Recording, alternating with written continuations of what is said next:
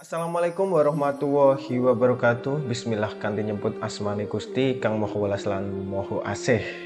Halo teman-teman semua, kembali lagi di Wasilah Kehidupan. Kali ini kita akan membahas mengenai weton, teman-teman. Di mana weton itu sering digunakan di masyarakat Jawa untuk melakukan perhitungan-perhitungan. Sebenarnya weton itu juga sama dengan buku-buku karya ilmuwan atau buku suatu kitab yang di situ berisi tentang ilmu nujum atau ilmu kebiasaan atau ilmu yang terkait dengan sirkulasi dari alam. Tentunya yang terkait dengan weton ini tidak serta-merta jika orang dikatakan di dalam weton itu berkaitan dengan A, itu akan menjadi A, tidak serta-merta. Karena ada prosentase dari pendekatan-pendekatan, misalnya di situ ada beberapa kriteria yang harus dipenuhi, maka hal tersebut juga akan terkait dengan pemenuhan kriteria dari weton tersebut. Misalnya weton yang terkait dengan orang Jawa, ketika dia bukan orang Jawa, maka itu tidak berlaku kaitannya dengan weton.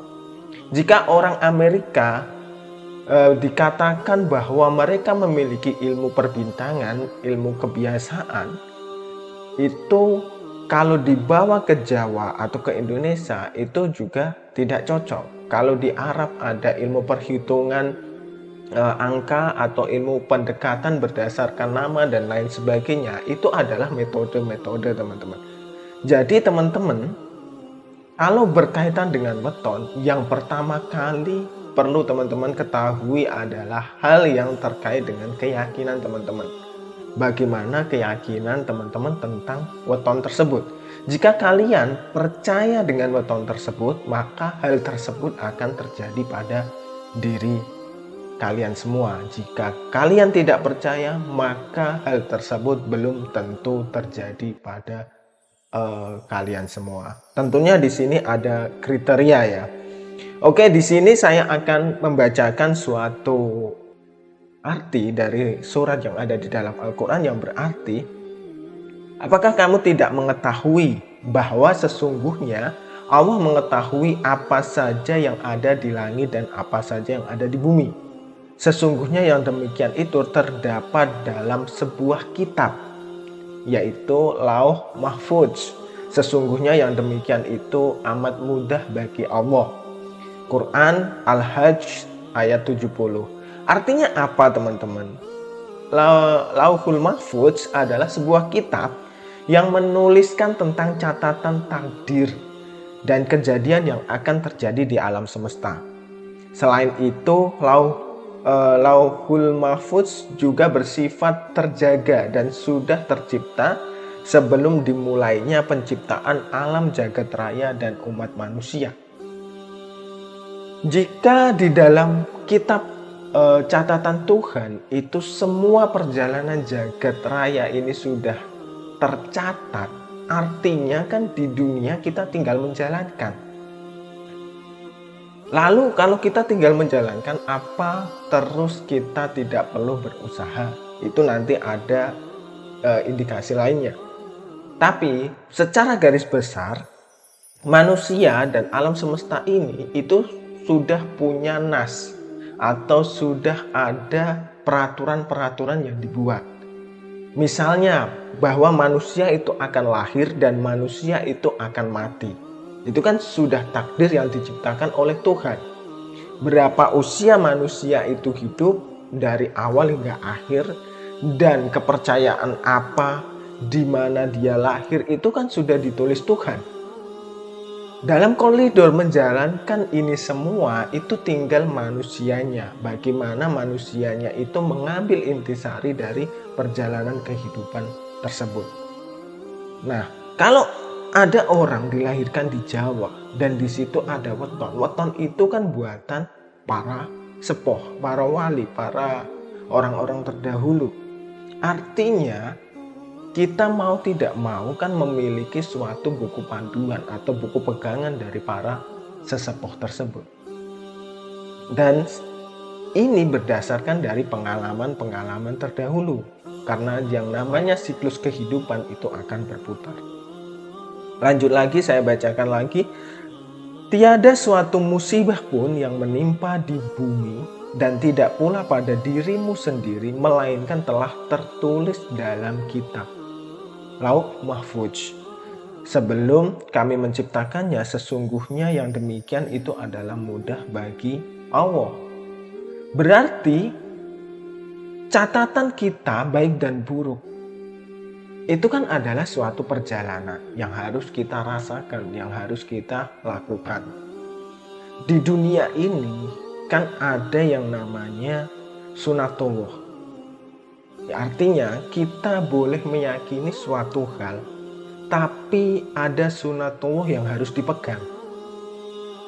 Jika kita atau alam mengarahkan pada sunatullah yang lain, itu berarti masuk dalam kategori lain. Bisa berarti mukjizat atau bisa berarti karomah. Jika manusia itu diciptakan untuk hidup 24 jam, ternyata dia bisa menembus dimensi lain dan merasakan bahwa satu hari itu seperti 1000 tahun misalnya, maka itu sudah keluar dari sunatullah. Misalnya cerita Ashabul Kahfi, itu adalah dia seperti tertidur sesaat, tapi nyatanya di dalam dunia nyata dia sudah tertidur ratusan tahun. Belum lagi nanti ada cerita Nabi Musa yang berhasil membelah lautan. Belum ada cerita Nabi Sulaiman yang bisa berbicara dengan para makhluk gaib dan juga para hewan dan alam semesta ini. Itu adalah mukjizat yang di luar dari sunatullah dari Allah Subhanahu wa taala. Dan Allah sudah mencatat takdir setiap makhluk, termasuk saya dan kalian semua, itu 50 tahun sebelum penciptaan langit dan bumi. Artinya apa? Bahwa sebelum kita lahir, sebelum bumi ini ada, kita itu sudah diskenariokan akan begini, akan begini, akan begini, akan begini. Dan takdir itu sudah tertulis. Artinya kita tinggal menghadapi takdir tersebut. Karena sampai sekarang kondisi takdir dari awal Nabi Adam tercipta sampai sekarang itu kondisinya berputar. Meskipun situasinya berbeda. Di situ pasti ada pasangan-pasangan. Ada baik, ada buruk. Ada hidup, ada mati.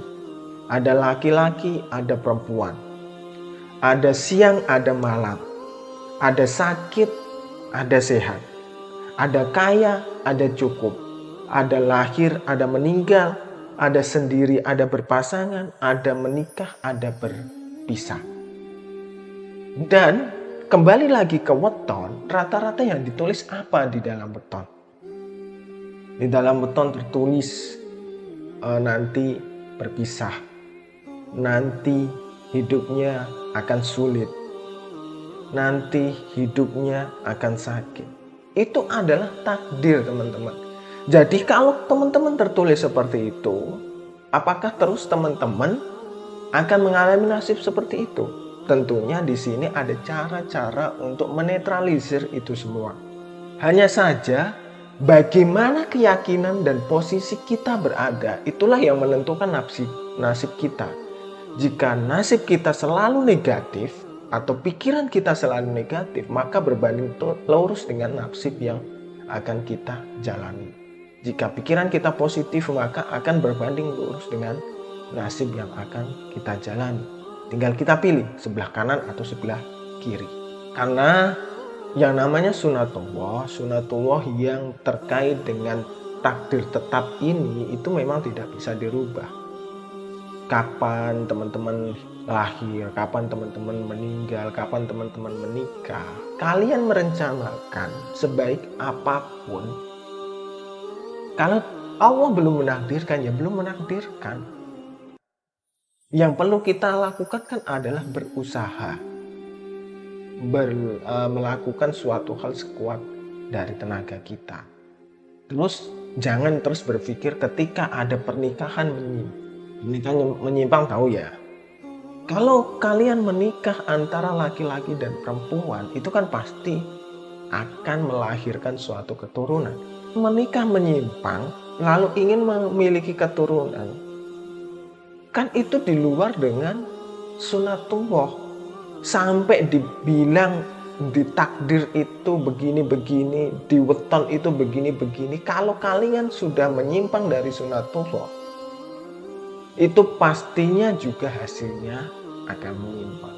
Sebagai sunatullah yang berlaku atas orang-orang terdahulu sebelummu, dan kamu sekali-kali tiada akan mendapati perubahan pada sunatullah. Surat Al-Ahzab ayat 62. Di sini kita sebenarnya melihat kata terdahulu sebelum kamu. Artinya apa yang terjadi pada masa terdahulu itu bisa kita pegang dan bisa jadi pelajaran bagi kita semua. Ambil contoh misalnya Nabi Sulaiman kenapa bisa kaya? Karena orang tuanya Nabi Daud rajin bertirakat. Terus Nabi Sulaiman sendiri adalah ahli tirakat. Itu bisa kita ambil contohnya. Terus ada contoh penyimpangan lagi kaum Lut yang diganjar dengan azab. Itu kalau dilakukan itu juga akan berputar, karena dunia ini kan akan berputar. Kejadiannya itu berputar ya seperti itu. Dan ada juga yang masuk dalam mukjizat seperti yang saya terangkan tadi. Jika keluar dari sunatullah maka akan menjadi mukjizat. Contohnya Ibunda Isa Maryam yang melahirkan tanpa seorang suami. Itu kan kalau zaman sekarang itu sudah menjadi suatu hal yang tabu. Bisa jadi dia melakukan perzinahan dan lain sebagainya. Tapi nyatanya Isa diperkenankan bicara ketika masih bayi dan berkata bahwa ibunya adalah orang yang suci. Ini kan sudah menjadi suatu takdir yang dijelaskan di dalam Al-Quran. Tapi kita apakah mau seperti itu? Melanggar koridor-koridor yang sebenarnya bukan sebuah mukjizat yang pantas untuk diri kita. Kita sebagai manusia biasa tentunya berperilaku seperti manusia biasa, layaknya manusia biasa. Tidak perlu berharap mukjizat yang hal demikian. Kalaupun ada nanti itu adalah kehendak dari Tuhan. Karena rata-rata mukjizat karomah itu didahului dengan situasi yang sangat menegangkan, menakutkan, bahkan kekecewaan, putus asa, hampir bunuh diri, hampir menyerah orang yang diberi mukjizat-mukjizat tersebut. Contohnya Nabi Muhammad. Nabi Muhammad berjuang itu kan tidak serta-merta mudah. Walaupun endingnya beliau memperoleh kemuliaan, memperoleh derajat yang tinggi. Tapi menurut perjalanan itu kan super sekali. Kita hanya menginginkan enaknya saja, tapi tidak menginginkan suatu hal yang sulit. Berhentilah berharap mendapatkan suatu karomah atau mukjizat jika seperti itu. Karena ada akidah yang harus diyakini. Dan Tuhan tidak akan membiarkan kita berkata, saya beriman, saya begini-begini kalau tidak mendapatkan ujian. Pasti itu. Dan masa kejayaan dan kehancuran itu kami pergilirkan di antara manusia agar mereka mendapat pelajaran. QS Ali Imran ayat 140. Jangan lupa teman-teman bahwa setiap manusia itu akan mengalami fase yang sama, yaitu kejayaan dan kehancuran. Jangan berharap kalian itu akan tetap di dalam kehancuran. Allah pasti akan menaikkan derajat kalian jika kalian memang baik. Tapi jika kalian sudah dijayakan tapi tidak berlaku baik, maka akan sebaliknya Allah akan membalikkan kejayaan kalian semua ke dalam kehancuran. Ini harus kita pelajari sebenarnya, bahwa di dalam ilmu dunia ini itu ada yang namanya ilmu ilmiah. Ilmiah adalah ilmu yang berdasarkan pengalaman, berdasarkan cerita, berdasarkan penelitian, itu ilmiah. Ada ilmu yang namanya alamiah, yang ini terkait dengan sunatullah yang tidak bisa dirubah. Ada siang, ada malam, masa kalian akan mengganti? Kan tidak. Terus nanti ada perempuan, ada laki-laki, masa kalian akan mengganti? Kan tidak. Terus ada yang namanya ilahiyah, tentang hubungan makhluk dengan Tuhannya. Itu adalah yang terkait dengan ilahiyah. Dan jangan lupa bahwa setiap manusia itu pasti akan mendapatkan petunjuk. Entah itu dari orang yang memiliki karomah, guru, wali, nabi, dan lain sebagainya. Atau dari orang yang memiliki pengetahuan, misalnya ilmuwan, misalnya para guru, para peneliti, dan lain sebagainya. Atau bahkan dari insting teman-teman semua yang orang-orang Jawa mengatakan itu adalah sedulur, atau bisikan hati, atau bisikan jiwa, atau mata ketiga, atau mata hati. Terserahlah apa mau menyebutnya seperti itu. Karena sejatinya orang yang akan mendapat petunjuk adalah orang-orang yang dekat dengan Allah Subhanahu wa Ta'ala. Kenapa para wali menulis primbon, menulis perwetonan di dalam primbon, juga berdasarkan hukum kebiasaan yang terjadi dan terus terjadi pada waktu itu. Dan juga ilmu ini dipadukan dengan ilmu insting dari para wali tersebut, para sufi. Ketika begini itu akan begini, ketika begini. Mereka tentunya telah mempelajari di dalam Al-Quran. Ketika mereka menulis suatu kejadian seperti ini, maka mereka juga menulis solusinya. Hanya kadang tidak ditulis di dalam satu kitab. Makanya kalau kalian membaca weton atau mencari perwetonan, jangan membaca wetonnya saja. Ketika negatif kalian percayai, itu jangan. Tapi kalian coba cari solusi. Kan kita tahu bahwa di dunia ini, terutama di Jawa, ketika ada masa pagebluk dan lain, mereka rata-rata berdoa selamatan, entah itu majelisan dan lain sebagainya. Itu adalah salah satu cara bagi para sesepuh untuk menetralisir energi negatif yang terjadi. Karena sejatinya ilmu ini itu layaknya ilmu matematika, ilmu fisika, kimia, dan lain-lain, yang semua itu akan update tergantung penemuan baru. Jika ada penemuan baru yang lebih baik, pasti dia akan diupdate. Bahwa dulu dikatakan bahwa orang yang berweton A akan menikah dengan orang berweton B, kejadiannya akan menjadi C. Jika pada kenyataannya di era modern ini ada orang yang berweton A menikah dengan B dan hasilnya adalah Z, maka sebenarnya itu bisa ditulis sebagai ilmu pembanding. Tapi kenyataannya tidak ada yang mampu untuk menulis. Maka buku pegangan ini akan tetap kembali kepada seri lama. Karya atau tulisan akan sangat bergantung pada pemahaman, pengalaman, dan penelitian yang terjadi di masa tersebut atau masa-masa sebelum tersebut dengan perbandingan.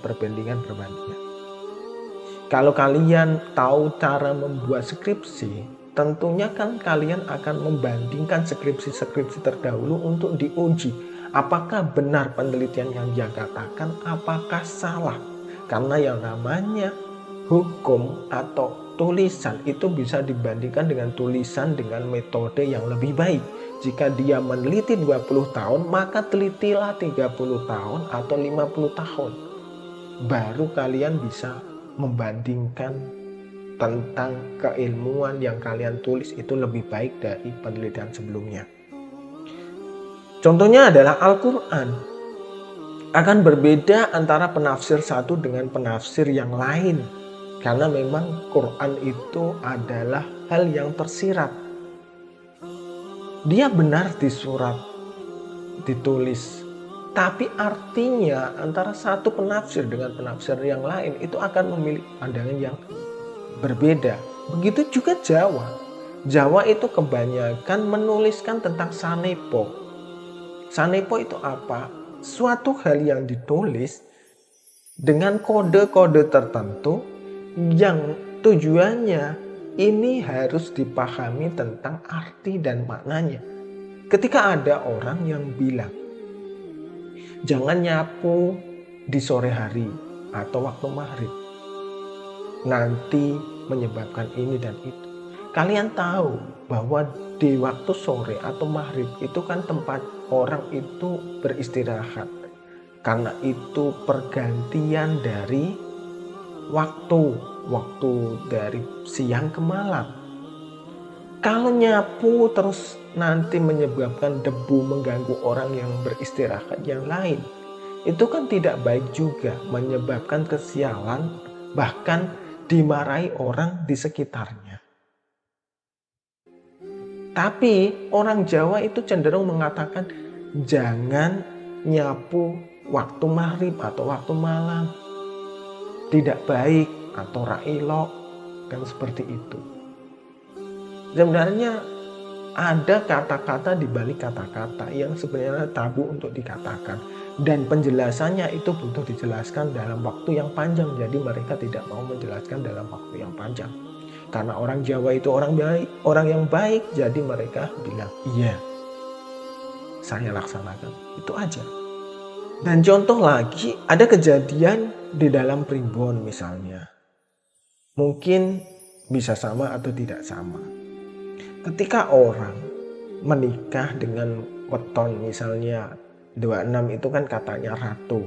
Apa-apa datang sendiri, apa-apa itu mudah, apa-apa itu baik.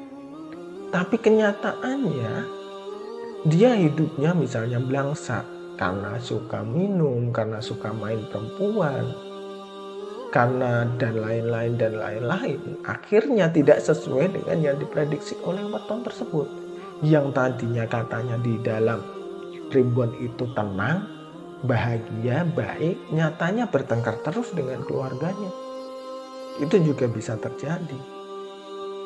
Makanya hal tersebut atau weton atau primbon itu sesuai dengan ilmu pengetahuan orang tersebut, lingkungan orang tersebut, dan juga keyakinan dari orang tersebut.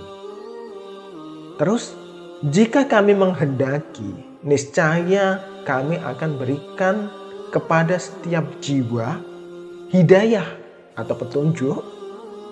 Akan tetapi tetaplah perkataan dariku, sesungguhnya aku akan memenuhi neraka jahanam itu dengan jin dan manusia bersama-sama. As-Sajdah ayat 13. Ini yang harus kita bawai adalah petunjuk, hidayah. Allah itu memberikan hidayah bagi siapa yang dikehendakinya. Terus apa hubungannya dengan primbon? Nah begini, misalnya kita masuk ke dalam hitungan weton perjodohan. Apa sih yang ada di dalam perjodohan itu? Ada gad, ada ratu, ada jodoh, ada topo, ada tinari, ada padu, ada sujono, ada pesti. Itu kan masuk dalam perhitungan primbon. Nah, kalau kalian melihat perhitungan itu, lihatlah padu. Kalau sudah tahu di dalam weton itu padu, ya dicarikan solusi. Contohnya, ambillah petunjuk dari para sepuh, para guru. Ambillah petunjuk dari para kiai. Selamatan misalnya, ruatan misalnya, ruqyah misalnya, bertirakat misalnya, puasa misalnya. Kalian berpuasa itu setidaknya mengurangi ego kalian untuk menjadi padu atau bertengkar. Kan seperti itu. Kalau ratu sudah tahu hidupnya akan baik, ya jangan neko-neko. Misalnya seperti tadi, mabuk, mendem, perempuan, dan lain sebagainya. Ya dilakukan dengan baik, menjalankan kehidupan dengan baik, pasti hasilnya baik kan gitu. Sekiranya Allah menghendaki, niscaya kamu dijadikannya suatu umat. Satu saja umat. Tetapi Allah hendak menguji kamu terhadap pemberiannya kepada kamu. Maka berlomba-lombalah berbuat kebajikan. Hanya kepada Allah tempat kembali kalian semua. Lalu dia memberitahukan kepadamu apa yang telah kamu perselisihkan itu. Al-Maidah ayat 48. Kalau Allah berkehendak kan kalian dijadikan satu umat. Umat Nabi Muhammad, umat Nabi Isa, Nabi Ibrahim, Nabi Adam. Tapi Allah tidak menjadikan seperti itu. Bahkan mungkin kalau Allah berkehendak kalian dijadikan malaikat semua. Atau dijadikan setan semua. Kan tidak. Ada manusia, ada malaikat, ada jin, ada setan. Dan lain sebagainya. Ada alam dunia, ada alam arwah, ada alam gaib dan lain-lain. Makanya ini semua itu sebenarnya sudah dicatatkan di dalam kitabnya Allah 50.000 tahun sebelum dunia ini terbentuk. Bahkan dulu kan pernah kita dijanji, hanya saja kita lupa. Kalau kita ingin membongkar apa sih isi janji kita, bagaimana sih sikap kita, masuklah ke alam bawah sadar, ke memori yang tersembunyi itu. Jika kalian bisa menembusnya, kalian akan menjadi orang yang waskita atau sakti, atau orang yang bijak, atau orang yang baik, dan seperti itu. Karena semua kejadian itu kan dipergilirkan ya, maka berlomba-lombalah untuk berusaha menjadi diri lebih baik. Karena dunia ini tuh berputar, ada hukum karma, hukum timbal balik. Apa yang kita buat, itu yang kita terima. Seperti itu. Maka kalau kita belum mampu berbuat baik, setidaknya ucapan, pikiran, tindakan kita lah ditata dulu untuk menjadi baik. Walaupun seburuk-buruknya orang akan terpleset ke dalam jurang keburukan, kalau mereka tetap mempunyai niatan yang baik, dia akan kembali kepada kebaikan pula. Seperti itu. Bagi manusia ada malaikat-malaikat yang selalu mengikuti bergiliran di muka dan di belakangnya. Mereka menjaganya atas perintah Allah. Sesungguhnya Allah tidak merubah keadaan suatu kaum sehingga mereka merubah keadaan yang ada pada diri mereka sendiri. Dan apabila Allah menghendaki keburukan terhadap suatu kaum, maka tak ada yang dapat menolaknya. Dan sekali-kali tidak ada pelindung bagi mereka selain Dia. Ar-Rod ayat 9. Di sini sudah masuk ke dalam hal yang gaib, teman-teman. Bahwa kita sebagai diri itu di Jawa kan diterangkan didampingi oleh 4 pendamping. Kalau di dalam Al-Quran kan ada malaikat Jibril, Mikael, Israel, Israfil. Kan itu adalah malaikat pendamping kita. Kalau di Jawa ada sedulur papat, itu adalah pendamping kita. Cuma kita tidak menyadari bahwa mereka itu mempergilirkan sesuatu. Setiap orang memiliki malaikat Jibril, memiliki malaikat yang memberikan insting atau wahyu kepada kita. Ada malaikat Israel yang akan menunggu kita dan lain sebagainya. Ini adalah tentang perputaran malaikat yang mungkin akan kita bahas di dalam video selanjutnya. Tapi pada dasarnya manusia itu kan memiliki pendamping. Itu yang dikatakan Allah yang akan dipergilirkan siang dan malam kita. Baik atau buruk kita tidak bisa merubahnya, karena itu menjadi suatu catatan yang akan dibagikan. Lalu bagaimana cara merubah seperti itu? Di situ kan ada yang bisa merubah hanya dia. Dia di sini Allah. Maka cara untuk meminta kepada Allah adalah berdoa. Berdoa kepada Allah dalam keadaan yakin akan dikabulkan. Dan ketahuilah bahwa Allah tidak mengabulkan doa dari hati yang lalai. Hati yang lalai itu gimana? Hati yang tidak yakin.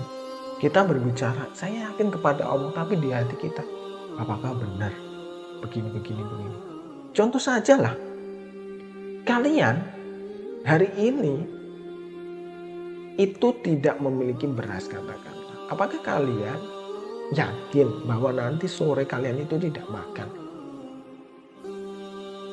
Padahal Allah memberikan jalan bahwa Allah memberikan pengabulan bagi mereka yang berdoa. Dan kalau itu kalian masih memiliki rezeki, pasti itu akan sampai pada teman-teman semua. Jika Allah sudah tidak memberikan rezeki pada kalian, maka jalan satu-satunya Allah akan mencabut nyawa kalian dan meninggal. Itu saja. Dan kadang kita banyak menjumpai di Jawa ya. Ini di Jawa banyak sekali jenis selamatan, jenis doa, jenis mantra. Itu adalah salah satu cara para wali mengenalkan pendekatan diri kita kepada Allah. Yang tak lain tujuannya adalah sesuai dengan kepercayaan masing-masing. Karena di zaman dahulu kan yang namanya berdoa. Berdoa kan tidak selalu mereka itu agamanya Islam pada zaman dahulu. Tapi wali itu sangat kreatif bagaimana cara menarik manusia untuk menjadi Islam. Itu sangat kreatif. Jadi para wali membuat mantra, Jopo Montro kan kata-kata itu, yang artinya hampir sama dengan ayat-ayat yang ada di Al-Quran, tapi dirubah bahasanya. Yang digunakan adalah artinya. Dan yang digunakan bukan bahasa Jawa yang sekarang, bahasa Jawa yang pada zaman dahulu, bahasa Jawa Sangsekerta dan lain-lain seperti itu. Dan kadang-kadang kita sudah yakin atas suatu kepercayaan, kita tidak percaya primbon, bahwa primbon itu mengatakan bahwa diri kita akan begini-begini, kita sudah tidak percaya. Tapi mertua kita, saudara kita, orang tua kita, lingkungan kita membuat kita ragu tentang kepercayaan yang telah kita buat tersebut. Mereka mengatakan, "Yo, silahkan lakukan seperti ini dan seperti itu." Tapi biasanya itu akan begini. Secara tidak langsung, hal itu menjadi doa untuk orang yang dikatain tersebut. Ingat ya, menjadi doa. Ada empat hal yang perlu kalian ketahui tentang sumber datangnya sengkala. Yang pertama adalah janji yang lupa. Janji yang lupa ini bisa janji dari diri kita sendiri, atau janji yang tidak sengaja kita ucapkan, atau mungkin janji yang menjadi hutang dan lain-lain. Itu adalah janji. Ini bisa menyebabkan skala. Yang kedua adalah karma pribadi. Karma pribadi bisa karena perbuatan kita, bisa karena perbuatan leluhur kita, atau keadaan yang tidak kita sengaja, atau takdir yang melekat pada diri kita. Misalnya anak ontang-anting, kedono kedini, atau dan lain-lain. Itu ada yang namanya karma pribadi atau takdir buruk. Terus doa buruk orang lain. Nah ini, doa buruk orang lain ini bisa karena doa yang disengaja ataupun doa yang tidak disengaja. Seperti tadi, melehke atas keyakinan orang. Ini adalah doa yang tidak disengaja, tapi bisa terjadi dan mujar. Terus gangguan lembut. Gangguan lembut ini bisa jadi karena mempelajari ilmu mistik dan buntu karena tidak memiliki guru, atau karena lembut kiriman orang, atau karena kodam-kodam dari pusaka-pusaka tertentu yang kita tidak bisa mengendalikan atau tidak bisa mengontrolnya, ini menjadi gangguan lembut. 4 hal ini cukup, 4 hal ini itu bisa menjadi malapetaka bagi seseorang. Makanya kita juga perlu berdoa dan berusaha, karena di hadis Al-Tirmizi tidak ada yang menolak qada kecuali doa. Jadi doa. Kalau perlu doa itu diiringi dengan tirakat, puasa, sholat sunnah, zikir, dan lain sebagainya. Ini adalah doa. Karena doa ini menjadikan orang itu beruntung, teman-teman. Kalau di Jawa itu para wali telah meramu, misalnya ada selamatan, tolak bala, terus ada yang namanya ruatan, terus di Islam ada yang namanya ruqyah, dan lain sebagainya. Itu adalah cara. Dan ingatlah bahwa doa adalah pencegah. Jadi berdoalah selalu agar selalu mendapat lindungan Allah. Jangan sampai kejadian dulu baru berdoa. Apakah kalian berdoa ingin jaya setelah bangkrut? Kan mending berdoa selalu diberi kejayaan, jangan sampai bangkrut. Mendingan seperti itu adalah doa. Lebih baik berdoa sebelum kejadian daripada kejadian baru berdoa. Karena biasanya kalau sudah terjatuh, mengangkatnya itu lebih berat daripada kita masih landai dan kita terus berdoa untuk mengangkatnya. Dan cara berdoa ini masing-masing. Ada yang berdoa lewat diri sendiri, ada yang orang tua, ada para wali, para guru, para kiai, para sepuh, dan lain sebagainya. Tapi sebagai saya pribadi, doa saya melakukan itu minta juga sama orang-orang tua, entah itu lewat wasilah, entah itu langsung.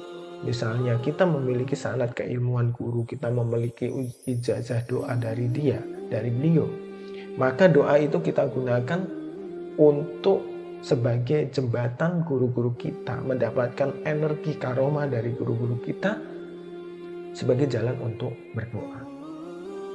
Dari Abu Hurairah radhiyallahu anhu, ia berkata bahwa Nabi SAW bersabda, Allah Ta'ala berfirman, aku sesuai prasangka hambaku, aku bersamanya ketika ia mengingatku, jika ia mengingatku saat sendirian, aku akan mengingatnya dalam diriku, jika ia mengingatku di suatu kumpulan, aku mengingatnya di kumpulan yang lebih baik daripada kumpulan itu atau kumpulan malaikat.